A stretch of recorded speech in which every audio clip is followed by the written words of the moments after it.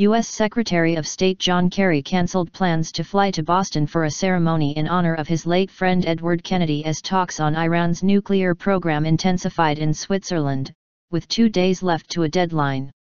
Kerry's spokeswoman said on Sunday he regretted missing the dedication ceremony for an institute named after the U.S. senator, who was a mentor to him. Officials close to the talks said the French and German foreign ministers, Laurent Fabius and Frank-Walter Steinmeier, were considering delaying a planned joint trip to Kazakhstan in order to focus on clearing the remaining hurdles to a deal. Iran denies charges from the West and Israel that it wants to build a nuclear weapon, and says its program is purely peaceful.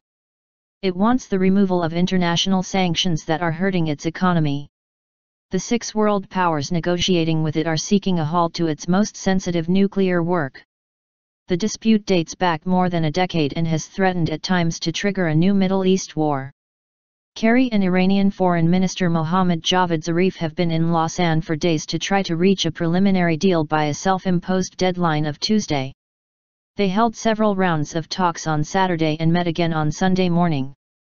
Fabius and Steinmeier joined the talks on Saturday, and their counterparts from China, Britain, and Russia were to take part later on Sunday.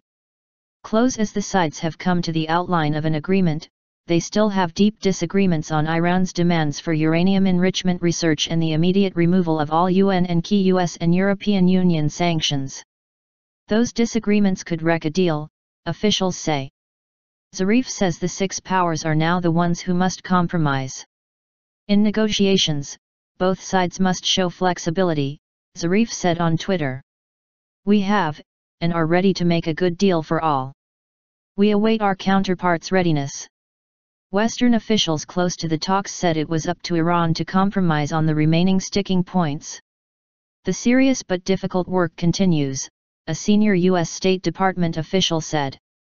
We expect the pace to intensify as we assess if an understanding is possible.